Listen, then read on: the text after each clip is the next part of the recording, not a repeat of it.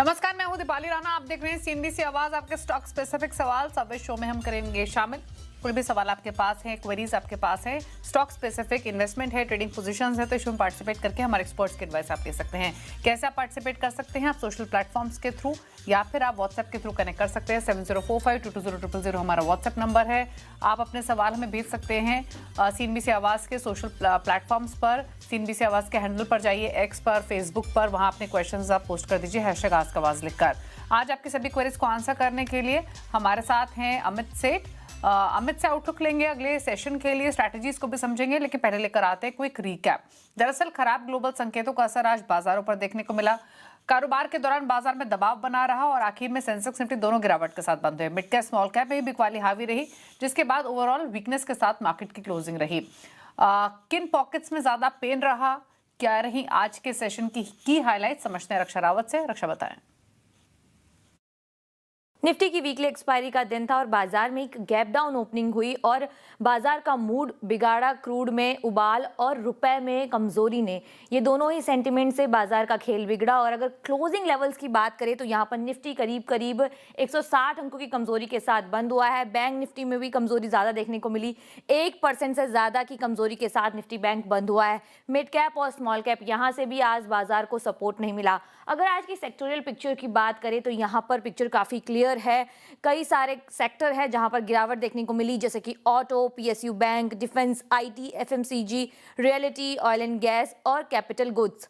अगर बात करें इंडिया विक्स की तो यहां पर एक जंप देखने को मिला, 3.5% की तेजी यहां पर देखने को मिली। लेकिन आज मेटल और फार्मा यहां पर थोड़ी बहुत बाइंग देखने को मिली और इन्होंने बाजार को थोड़ा बहुत सपोर्ट करने की कोशिश की। अगर आज के निफ्टी के लूजर्स की बात करें तो यहां पर निफ्टी में गिरने वालों में से एचसीएल टेक, यहां पर जो नतीजे आए उसके बाद गिरावट देखने को मिली। श्रीराम फाइनेंस, यहां पर भी गिरावट देखने को मिली। एचडीएफसी लाइफ, कल यहां पर नतीजे आने वाले हैं और Q1 नतीजों के पहले यहां पर भी 3% की कमजोरी देखने को मिली। इसके अलावा टाटा मोटर्स पीवी, यहां पर भी करीब करीब 2.5% से ज्यादा की गिरावट हमें देखने को मिली। चुनिंदा कंट्रीब्यूटर्स की बात कर लेते हैं तो यहां पर भारतीय एयरटेल, यहां से थोड़ा बहुत सपोर्ट मिला।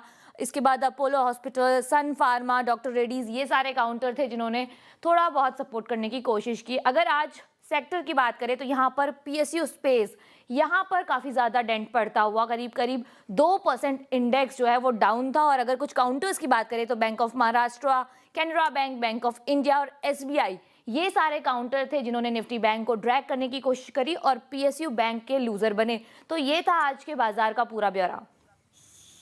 अब लेकर आते हैं संस्थागत निवेशकों के आंकड़े। एफआई से बिकवाली की आज के सेशन में ऑलमोस्ट 740 करोड़ की, डीआईएस ने बाइंग की लगभग 2927 करोड़ की। अब रणनीति अगले सत्र की क्या होनी चाहिए, इस पर एक व्यू लेते हैं। अमित, नमस्कार, बताएं। पहले तो निफ्टी बैंक निफ्टी पेन के साथ क्लोजिंग हुई, सारा फोकस वापस अब वेस्ट एशिया क्राइसिस की तरफ शिफ्ट हुआ है। कच्चे तेल का उबाल, रुपए की कमजोरी, ये सब पर्सिस्टेंट दिखाई दे रहे हैं और वीकनेस डाल रहे हैं मार्केट्स पर। ऐसे में इंडेक्स लेवल पर कोई ट्रेडिंग स्ट्रैटेजी रेकमेंड करेंगे? जी, good evening Deepali ma'am and good evening to all the viewers. Ma'am, definitely markets में प्रेशर है। एक अच्छी खासी मार्केट हमारी 2 दिन पहले तक थी, लेकिन जो वेस्ट एशिया में हमने जो ट्रबल देखा और उसके कारण जो क्रूड में उछाल आई है, उसके कारण हमारी मार्केट्स में प्रेशर आया है। क्रूड के कारण PSU banks have been affected, financials have been affected और आज हमने इन सब क्षेत्रों में एक अच्छी खासी बिकवाली देखी। तो अगर हम पर्टिकुलरली बात करें निफ्टी के लेवल्स की, तो हमारा एक अहम लेवल आता है 24,900 के आसपास। अगर वो ब्रेक करता है तो प्रॉब्ली 24,700 के तरफ हम जा रहे हैं। बट मेरी रणनीति ये रहेगी कि 24,800, 24,900 इज अ स्ट्रॉन्ग सपोर्ट। यहाँ पे हमें बाय करने का ही देखना चाहिए, लेकिन subject to what is the overnight news. अगर ओवरनाइट स्थिति बिगड़ती है, क्रूड में कोई कोई कूल ऑफ नहीं होता है, क्रूड के प्राइसेस नीचे नहीं आते, तब ये रणनीति काम नहीं आएगी। तो बेसिकली हमें ओवरनाइट कैसी न्यूज़ वेस्ट एशिया से आती है और क्रूड कैसा बिहेव करता है, उसके ऊपर ही हमारी निफ्टी की रणनीति रहेगी। कोई भी कारणवश अगर क्रूड में नरमी आती है तो 24,900 के आसपास it's a buy on dip opportunity. और अगर क्रूड में उछाल है तो फिर हम इस स्ट्रैटेजी को अवॉइड करेंगे। रही बात निफ्टी बैंक की, ये भी मेरे ख्याल से जब तक ये वेस्ट एशिया का झमेला, तब तक थोड़ा प्रेशर में रहेगा ये। तो जो भी स्ट्रैटेजी हमने बनानी है वो डे टू डे बेसिस पे बनानी है। यहाँ पे सपोर्ट हमारा लगभग 56,700 के आसपास एक अच्छा सपोर्ट आता है। But again subject to what overnight news हमें कैसी मिलती है, उसके ऊपर ही हमारी रणनीति डिपेंड करेगी। ओके, स्टॉक स्पेसिफिक अप्रोच क्या रहेगी? जी देखिए, इस बाजार में pharma is doing really well irrespective of कि वेस्ट एशिया और क्रूड में क्या हो रहा है।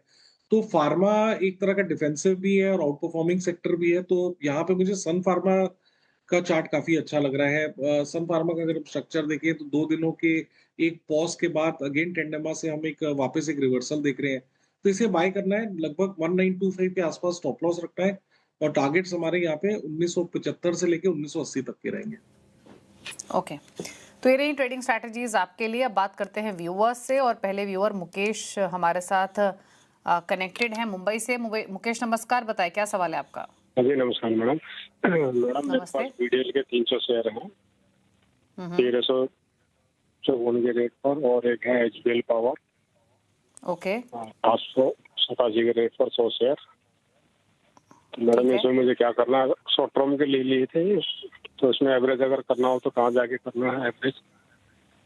ठीक है, तो शॉर्ट टर्म के लिए थे, एवरेज कर सकते हैं। एचबीएल इंजीनियरिंग 787 की बाइंग है, 743 पर बंद हुआ, थोड़ा नीचे इनके भाव से। भारत डायनामिक्स इन्होंने 1354 के भाव पे खरीदा है, यहाँ इनके पास 1300 शेयर्स है, ये भी 76 रुपये नीचे। तो इतना नीचे तो आई एम श्योर नहीं अमित कि इनको एवरेज करना पड़े, बट फिर भी क्या सजेशन, क्योंकि ट्रेडिंग पोजीशन थी, होल्ड कर रहे हैं लॉसेस में होने की वजह से, क्या राय रहेगी दोनों स्टॉक्स पर? जी, एवरेज करने की बिल्कुल ही सलाह नहीं है दोनों स्टॉक्स में। भारत डायनामिक्स की अगर हम बात करें, तो ये काउंटर साइडवेज टू नेगेटिव चल रहा है पिछले कुछ महीनों से। 200 एमआ एक रेजिस्टेंस की तरह प्रूव कर रहा है। जब भी स्टॉक 200 एमआ के आसपास आता है, हम वापस देखते हैं कि यहाँ पे एक बिकवाली आती है। रिसेंटली 1440 तक के भाव गए थे, 200 एमआ आसपास था और वापस हम एक इसमें गिरावट देख रहे हैं। की मूविंग एवरेजेस यहाँ पे ब्रेक हो गए हैं, तो ओवरऑल थोड़ा-सा प्रेशर है यहाँ पे स्टॉक में। तो इसीलिए एवरेज की सलाह नहीं है, इनफैक्ट क्योंकि एक अंडर परफॉर्मिंग स्टॉक है, अंडर परफॉर्मिंग सेक्टर है फॉर द टाइम बीइंग। कोई भी उछाल है, जो मैं आशा करता हूँ इनको मिलेगा, तो यहाँ से निकलने की कोशिश करें। दूसरा स्टॉक इन्होंने कहा है एचबीएल इंजीनियरिंग। यहाँ पे देखिए, आज के सत्र में स्टॉक ने अपना 200 day exponential moving average break किया है। एक इसका स्ट्रॉन्ग सपोर्ट आता है 735, 740 के आसपास, वो टूटेगा तो और भी दिक्कतें बढ़ेंगी। तो बिकॉज़ ट्रेंड नेगेटिव है, सपोर्ट्स ब्रेक हो रहे हैं, इसीलिए एवरेज की सलाह दी है। इनफैक्ट अगर बाजार में थोड़ा बहुत सुधार आता है और इन स्टॉक्स में बाउंस आता है जहाँ पे इनका लॉस कम हो, तो यहाँ से भी निकलने की ही सलाह है। ओके, बात करते हैं अगले व्यूअर से। अभिषेक गुप्ता है नोएडा से। अभिषेक नमस्कार, पूछिए अपना सवाल। नमस्कार। Hello Amit ji, good evening. सो मेरे पास कोचिंग शिपयार्ड के 1000 शेयर्स हैं 1540 के भाव पे, एंड मैज़गॉन के भी 1000 शेयर्स है 2590 के भाव पे। शॉर्ट टर्म का व्यू है, क्या करना चाहिए मेरे को? मैज़गॉन डॉक किस लेवल की बाइंग है? 2590। 2590 मैज़डॉक, कोचिन शिपयार्ड 1538, दोनों में छोटी अवधि का व्यू है, क्या करना चाहिए? जी देखिए, बेसिकली डिफेंस स्टॉक्स में क्या हो रहा है कि बीच-बीच में रैली ज़रूर आती है, कोई भी ऑर्डर के न्यूज़ आते हैं, तो हम यहाँ पे थोड़ी बहुत रैली देखते हैं, बट वो रैली सस्टेन नहीं कर रही है, फिज़ल आउट कर जाती है। 2 दिन पहले हमने हिंदुस्तान एरोनॉटिक्स में भी एक मूव देखा था, लगा था कि स्टॉक ब्रेकआउट करेगा, लेकिन पिछले 2 दिनों से वो भी फिज़ल हो गया। तो सेम प्रॉब्लम हम कोचिन शिपयार्ड, मैज़गान डॉक, ये सारे स्टॉक्स में देख रहे हैं। पर्टिकुलरली अगर हम कोचिन शिपयार्ड की पहले बात करें, तो एक तो ये काउंटर साइडवेज चल रहा है और जब भी यहाँ पे कोई उछाल आता है, तो 200 एमआ एक रेजिस्टेंस की तरह प्रूव कर रहा है। रिसेंटली भी उछाल आया था तो लगभग 1550 के आसपास रेजिस्टेंस लिया और उसके बाद से हम स्टॉक में एक लगातार करेक्शन देख रहे हैं। तो मैं ये नहीं कहूँगा कि कोई बहुत नेगेटिव स्ट्रक्चर है, लेकिन पॉजिटिव भी नहीं है, साइडवेज कंसोलिडेशन में है। फिलहाल ये सेक्टर इन फोकस नहीं है, तो कोई भी उछाल है तो कोचिन शिपयार्ड से निकलने की कोशिश करें। मैसग्राउंड डॉक में भी सेम प्रॉब्लम है, बीच-बीच में रैली आती है, लेकिन वो रैली सस्टेन नहीं करती। इस बार भी यही हुआ, 200 एमआ 2500 साढ़े 2500 के आसपास गया और वहां से हम वापस एक करेक्शन देख रहे हैं। तो मुझे लगता है बाउंस जरूर आएगा, जिस हिसाब से चार्ट्स ने टेक्निकली पास्ट में बिहेव किया है। अगर ये लेवल्स होल्ड करते हैं 2300 2275 के, तो एक बाउंस जरूर मिलेगा।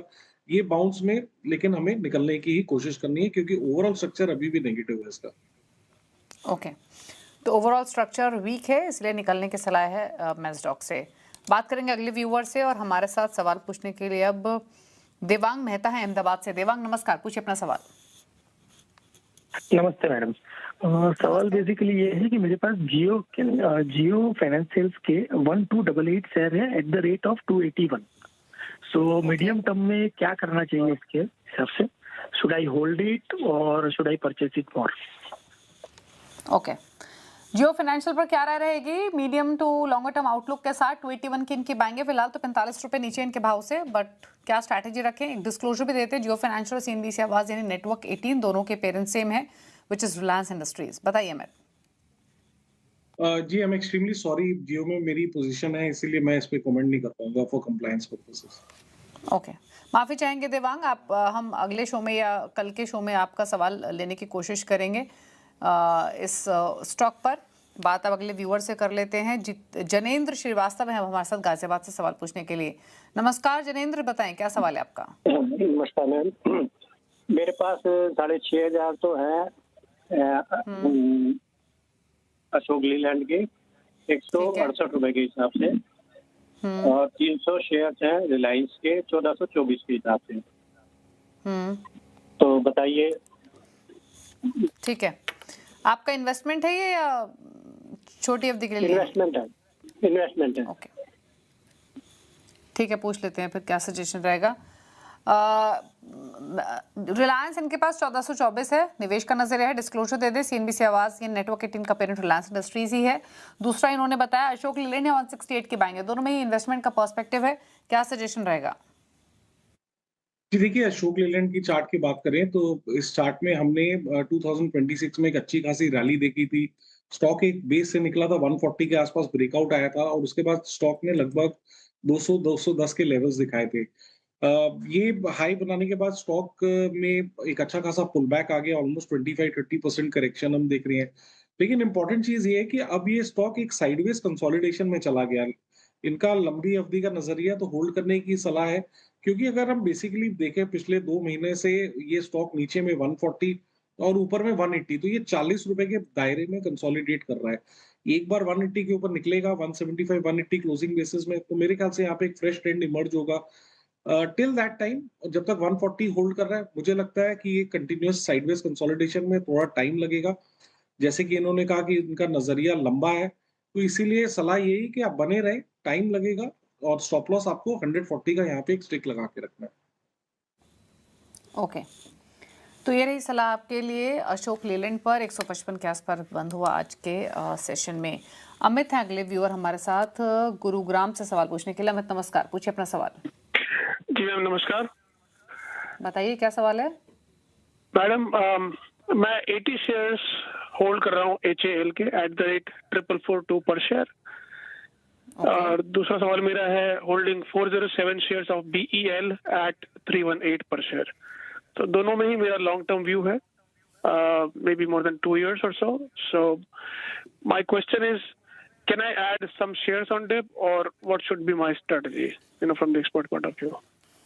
ओके, क्या करना चाहिए? भारत इलेक्ट्रॉनिक्स इन्वेस्टमेंट के नजरिए से ऐड भी कर सकते हैं और ऑलरेडी होल्डिंग है इनकी 407 शेयर्स हैं। एक HAL का भी शेयर है इनके पास, 80 स्टॉक्स एट 442। क्या राय रहेगी हमें दोनों पोजीशंस पर? जी ma'am, I am extremely sorry, ये भी मेरी ट्रेडिंग पोजीशन में है। मैं लिस्ट में ये था नहीं पहले। Both the stocks are in my trading position, तो मैं कमेंट नहीं कर पाऊंगा। ओके, तो BEL HAL पर ये माफी चाहेंगे, अमित राय नहीं दे पाएंगे क्योंकि इनकी पास ये स्टॉक्स हैं, तो वेस्टेड इंटरेस्ट की वजह से। नितिन कुमार हैं अगले व्यूअर मुजफ्फरनगर से सवाल पूछने के लिए। नितिन बताएं क्या सवाल? Ma'am good evening ma'am. बताएं क्या सवाल है आपका? मेरे पास वेदांता के 180 शेयर है 357 से मैम। तो क्या मुझे बने रहना चाहिए कि सेल कर देना चाहिए? ओके, वेदांता 357 की बाएंगे, 267 पर बंद हुआ, लॉसेस में है। इनफैक्ट आपकी कब की परचेज है वेदांता में? मैम लास्ट मंथ की। लास्ट मंथ की। क्या सजेशन रहेगा इस पोजीशन में? जी देखिए, वेदांता की अगर हम बात करें तो इनफैक्ट सारे मेटल स्टॉक्स की, स्पेशली वेदांता, हिंडाल्को, ये एल्यूमिनियम बेस्ड स्टॉक्स में, तो इनमें हमने पिछले 2-3 महीने पहले तक एक अच्छी खासी रैली देखी थी। वेदांता ने लगभग एक हाई बनाया था 360 के आसपास और उसके बाद से हम एक कंटिन्यूअस करेक्शन देख रहे हैं। लेकिन अब ये लेवल्स नहीं है कि जहां पे आपने एग्जिट करना है। जैसे कि मैं देख रहा हूँ कि आपको अच्छा खासा लॉस और आपने स्टॉप लॉस नहीं लगाया। लेकिन पिछले 2-3 दिनों से हम थोड़ा बहुत मेटल स्टॉक्स में एक स्टेबिलिटी देख रहे हैं, एक साइंस ऑफ बेस फॉर्मेशन देख रहे हैं, B it Hindalco, B it Vedanta. और ये लेवल्स अच्छे हैं, मैंने 260 265 के आसपास यहाँ पे वीकली सपोर्ट है, 200 day exponential moving average support भी है, और पिछले 4-5 दिनों में हमने देखा है कि यहाँ पे कुछ गिरावट थमी है। तो इन लेवल्स में अब बिल्कुल सलाह नहीं है कि आप वेदांता से एग्जिट करें। इनफैक्ट अगर ये स्टॉक 275 के ऊपर ट्रेड करना शुरू करता है तो मे बी ऐसा देख के लगता है कि यहाँ पे जो करेक्शन आया था वो ओवर हो गया है, एंड देन द स्टॉक में be slightly positive, sideways to positive. तो इन लेवल्स पे आप वेदांता से एग्जिट मत करें। मेरी सलाह है कि आपको एग्जिट नहीं करना है, तो आप इसे होल्ड करें और यहाँ पे एक स्टॉप लॉस लगभग लगा के रखें 257 रुपीज का। ओके, तो ये रही सलाह आपके लिए वेदांता पर। अब बात करेंगे अगले व्यूअर से। कुलदीप सिंह लुधियाना से हमारे साथ कनेक्टेड हैं। कुलदीप नमस्कार, पूछिए अपना सवाल। हाँ जी नमस्कार जी। बताइए क्या सवाल है। मेरे पास 23 शेयर हैं सेलो के eight the rate of 648। So what should I do? काफी लॉस है शायद इसमें। आपका वैसे होराइजन क्या है इसमें? Long time, long term view है। सेलो वर्ल्ड क्या राय रहेगी 648 का परचेज? जी देखिए, मैं ये स्टॉक ट्रैक नहीं करता हूँ, लेकिन फिर भी जो भी मुझे चार्ट नजर आ रहा है यहाँ पे, वीकली और डेली चार्ट्स दोनों वीक है। वीकली में एक इसका लगभग 500 के आसपास सपोर्ट था, वो स्टॉक ने लगभग फरवरी 2026 में ब्रेक कर दिया। डेली अगर हम स्ट्रक्चर की बात करें तो यहाँ पे भी कंटिन्यूअसली लोअर लो लोअर हाइस का स्ट्रक्चर बना हुआ है। स्टॉक एक लंबे समय से 200 डे एक्सपोनेंशियल मूविंग एवरेज के नीचे ट्रेड कर रहा है, और इनफैक्ट कोई भी रैली आती है तो वो 10 और 20 डेमा भी नहीं क्रॉस कर पाती है और वापस एक सेलिंग आ जाती है। तो सलाह यहाँ पे यही कि कोई भी उछाल है तो आप यहाँ से निकलने की कोशिश करें। ओके, तो ये राय रही आपके लिए सेलो वर्ल्ड पर उछाल पर निकलने की सलाह है। नमन है अगले व्यूअर हमारे साथ सवाल पूछने के लिए बेंगलुरु से। नमन नमस्कार, बताएं अपना सवाल। Good evening ma'am, good evening sir. मेरे पास BSC के शेयर है, 35 क्वांटिटी है। एवरेज प्राइस जो है मेरी 3670। 2030 का लॉन्ग टर्म व्यू है, क्या है करना चाहिए इसमें? आगे और बाइंड अप करें और ले सकते हैं क्या स्टॉक BSC? ओके, और ऐड कर सकते हैं क्या करंट लेवल से, और एग्जिस्टिंग पोजीशन में क्या करें, क्या राय रहेगी हमें? जी देखिए, फिलहाल ऐड करने की सलाह नहीं है, क्योंकि ये स्टॉक वेल डिस्कवर्ड है, सबको पता है BSC अच्छा स्टॉक है, that is why it is not working. और ऑलरेडी हमने यहाँ पे एक अच्छी खासी रैली देख ली है। स्टॉक ने लगभग अप्रैल महीने में 3000 के यहाँ पे प्राइस थे, 3000 के प्राइस पे ब्रेकआउट दिया, और उसके बाद लगभग हमने 4400 तक के लेवल्स देखे थे, और उसके बाद से हम एक करेक्शन देख रहे हैं। और इनफैक्ट स्टॉक ने ब्रीफली अपना 50 day exponential moving average breach भी किया, चार्ट्स में एक लोअर हाई भी है। तो मैं ये नहीं कहूंगा कि medium term long term structures खराब है, बट मुझे ऐसा देख के चार्ट लगता है कि अब ये थोड़े दिनों के लिए एक साइडवेज कंसोलिडेशन में चला गया है। ये लेवल्स पे हमें ऐड नहीं करना है। इनफैक्ट जो हमारी एग्जिस्टिंग पोजीशन है उसका हमें एक टाइट स्टॉप लॉस 3700 का लगा के रखना है। अगर ये स्टॉक लगभग 3900 3950 के ऊपर निकलता है तो आपको शायद एक्सिस्टिंग पोजीशंस में मुनाफा है, but at the same time हमें 3700 का एक स्ट्रिक्ट स्टॉप लॉस BSC में लगा के रखना है। ओके, तो ये रही आपके लिए BSC लिमिटेड पर। अब एक और क्वेरी लेते हैं विजय परमार की, वडोदरा से कनेक्टेड है हमारे साथ। विजय नमस्कार, पूछे सवाल। जी नमस्कार मैम, मेरे पास मैम SBI कार्ड के शेयर्स है जो करीबन एवरेज 596 का है, 91 शेयर्स। मैंने लॉन्ग टर्म के लिए लिया था, बट अभी तक उसमें कुछ ग्रोथ दिख नहीं रहा है। एक बार करीबन 1100 के आसपास हो गया है, फिर उसके बाद नीचे आया, तो क्या करें इसमें? लॉन्ग टर्म होल्ड करें या सेल आउट करके कुछ और परचेस करें? ठीक है, पूछ लेते हैं क्या करना चाहिए SBI कार्ड्स में। 596 के आएंगे, छोटा प्रॉफिट लेके निकल जाएं या रखें इसे? नहीं, बिल्कुल होल्ड करने की सलाह है। एक अच्छे ग्रुप की कंपनी है, और सेकेंडली चार्ट्स में जिस तरह से पैटर्न्स आप बन रहे हैं, वीकली सपोर्ट से रिवर्सल आ रहा है, और यहाँ पे एक एग्जॉशन एंड रिवर्सल पैटर्न नजर आ रहा है। इनफैक्ट अगर आज के सत्र में आप देखें तो रिकॉर्ड वॉल्यूम्स हुई है चार्ट्स पे, हमने ऐसे वॉल्यूम्स पिछले कई दिनों में नहीं देखा है, और आज की कैंडल ने 10, 20 और 50 डेमा भी क्रॉस कर लिया है। तो मुझे लगता है नियर टर्म थोड़ा बहुत मोमेंटम यहाँ पे रहेगा, but at the same time आप मुनाफे में है, मुनाफा प्रोटेक्ट भी करना है। तो 620 रुपए का स्टॉप लॉस लगाएं और इस मोमेंटम को कुछ दिनों के लिए राइड करें। ओके, तो ये रही राय SBI कार्ड्स पर। चलिए रुक रहे हैं इसी के साथ एक ब्रेक के लिए, लौटेंगे तो कुछ और व्यूअर्स से करेंगे बातचीत। जब वापस आते हैं।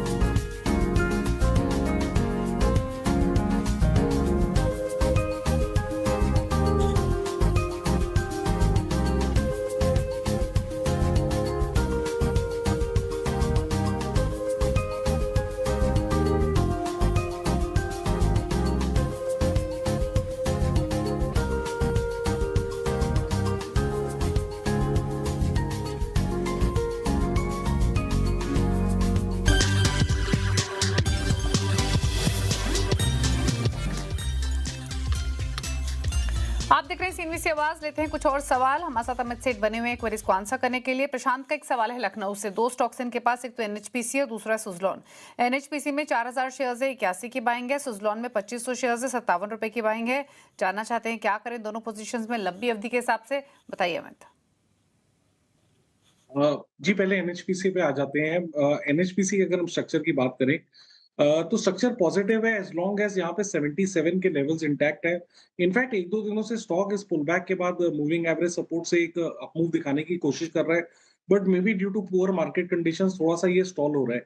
तो एक बार अगर 80 रुपए के ऊपर निकलेगा तो यहाँ पे एक हम अच्छा मूव देख सकते हैं, बट हमें एक स्ट्रिक्ट स्टॉप लॉस यहाँ पे 77 रुपीज का लगा के रखना है। एनएचपीसी में मैं एक डिस्क्लेमर देना चाहता हूँ कि ये स्टॉक मेरे पोर्टफोलियो में पिछले लगभग 10-12 वर्षों से है। सेकंड स्टॉक हमने बात की सुजलॉन एनर्जी की। जी देखिए, सुजलॉन एनर्जी को मैं फिलहाल होल्ड करने की सलाह नहीं दूंगा, क्योंकि आज के सत्र में इसने एक इम्पोर्टेंट अपना 200 एमए का लेवल तोड़ा है। स्विंग सपोर्ट भी लगभग इन्हीं लेवल्स 53-50 के आसपास आता था, स्टॉक ने वो भी तोड़ा है। तो थोड़ा सा स्टॉक यहाँ पे प्रेशर में है। तो आप यहाँ से या कोई उछाल में निकलने की कोशिश करें या एग्जिट करें। मैंने सलाह लेकिन बेसिकली सुजलॉन में एग्जिट की ही है। अगला सवाल लेंगे, शुभाशीष दास ने भेजा है कोलकाता से। सवाल है इनका हिताची एनर्जी पर। 100 शेयर्स है, 32,420 खरीदारी का भाव है, लंबी अवधि का नजरिया है, क्या करना चाहिए? जी देखिए, हिताची में हमने ऑलरेडी एक अच्छा खासा रनअप देख लिया है। लास्ट रनअप स्टार्ट हुआ था 26,000 से और उसके बाद 38,000 तक के लेवल्स देखे और उसके बाद हम एक पुल बैक देख रहे थे जिसमें स्टॉक ने लोअर हाई भी बनाया। अब प्रॉब्लम यहाँ पे ये है कि स्टॉक 10, 20 और 50 डेमा के नीचे ट्रेड कर रहा है। जब तक ये स्टॉक 33,700 के ऊपर ना निकले, एक कंफर्मेशन हमें यहाँ नहीं मिलता है कि ये पुल बैक कंप्लीट हो गया है। तो मेरी सलाह ये है कि अगर आपको होल्ड करना है तो एक स्ट्रिक्ट स्टॉप लॉस लगाएं 32,200 का, और पॉजिटिव बायस यहाँ पे तभी आएगा जब ये स्टॉक 33,700 के ऊपर ट्रेड करेगा। ओके, बात करेंगे श्री कुमार पटेल से। कच्छ से भेजा है सवाल। आइनॉक्स विंड पर 7,000 शेयर्स हैं, 106 की बाइंग है, रखना चाहते हैं लंबी अवधि के लिए और जानना चाहते हैं क्या करें। जी देखिए, यहाँ पे क्लियरली स्ट्रक्चर नेगेटिव है, क्योंकि चार्ट एक लंबे अरसे से 200 डे एक्सपोनेंशियल मूविंग एवरेज के नीचे ट्रेड कर रहा है। Continuously lower low lower highs बन रहे हैं। कोई भी यहाँ पे रिकवरी आती है तो that is once again sold into. At the same time हमारा एक स्ट्रॉन्ग वीकली सपोर्ट बनता है लगभग 75 रुपए के आसपास। तो अगर आपको होल्ड करना है तो आप 75 का स्टॉप लॉस लगाएं, लेकिन ऑनेस्टली ओवरऑल स्ट्रक्चर वीक है, उछाल में निकलने की ही सलाह है। ओके, बात करेंगे अब निकेश की। इन्होंने सवाल भेजा है कोल इंडिया पर और 390 की इनकी खरीदारी है, 250 शेयर्स इन्होंने लिए हुए हैं। फिलहाल 40 से 41 रुपए का फायदा इनको हो रहा है। जानना चाहते हैं क्या करें, क्या सजेशन रहेगा? जी देखिए, बेसिकली कोल इंडिया पिछले 1.5-2 महीने से कुछ नहीं कर रहा है। बीच बीच में उछाल जरूर आता है टुवर्ड्स 470, 480। वो एक रेजिस्टेंस की तरह प्रूव करता है और हम वापस देखते हैं कि यहाँ पे एक पुल बैक आ जाता है। मैं इसे नेगेटिव नहीं कहूंगा, बायस, लेकिन आज के सत्र में स्टॉक ने 200 एमए ब्रेक किया है। बेसिकली यहीं पे इसका सपोर्ट है 430 के आसपास। 430, 425 ब्रेक करेगा तो इनका मुनाफा कम हो जाएगा, इट विल हेड टुवर्ड्स 400। तो सलाह यही है कि अगर 1-2 दिन में या कल के सत्र में यहाँ पे बाउंस ना आए तो आप मुनाफा ही बुक करें और एग्जिट करें। ओके, तो ये रही कोल इंडिया पर 430 की पर बंद हुआ आज के सेशन में। मोहित से बात करेंगे, लुधियाना से। इन्होंने सवाल भेजा शिपिंग कॉर्पोरेशन ऑफ इंडिया पर। 750 शेयर्स हैं इनके और इनकी काफी पुरानी बाइंग लग रही है। जो लेवल उन्होंने मेंशन किया है व्हाट्सएप पर वो है 23 रुपए का। अगर यही प्राइस है तो काफी पुरानी होल्डिंग हुई और उस हिसाब से क्या सजेशन? ऑल्दो हो सकता है ये बाइंग इनकी शायद 234 की भी हो, पर व्हाटएवर इट इज, स्टॉक कैसा लग रहा है टेक्निकली अगर चार्ट्स पर देखें, और क्या राय है? जी देखिए, शिपिंग कॉर्पोरेशन की बात करें तो एग्जैक्टली अपने वीकली सपोर्ट पे ये खड़ा है 280, 285 के आसपास। रिसेंटली 1.5-2 महीने पहले हमने इन लेवल्स का ब्रेकआउट देखा था और स्टॉक ने लगभग 370 के लेवल्स दिखाए थे। उसके बाद एक कंटिन्यूअस यहाँ पे पुल बैक आ रहा है। तो इसका मेक और ब्रेक लेवल 275 का। 275 अगर ब्रेक करता है तो प्रॉब्ली 260, 250 के लेवल्स हम देख सकते हैं। तो होल्ड करने का स्टॉप लॉस इसका 275 का है। 275 का स्टॉप लॉस लगाएं और इसे होल्ड करें। और यहाँ पे भी एक डिस्क्लेमर देना चाहता हूँ कि ये स्टॉक मेरे पोर्टफोलियो में लगभग 10-12 वर्षों से है।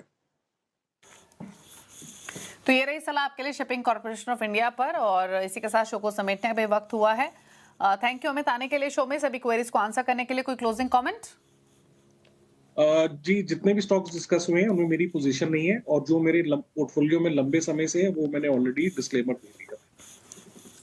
शुक्रिया आपका। इसी के साथ एक ब्रेक के उस पर भी खबरें जारी हैं CNBC आवाज पर। नमस्कार।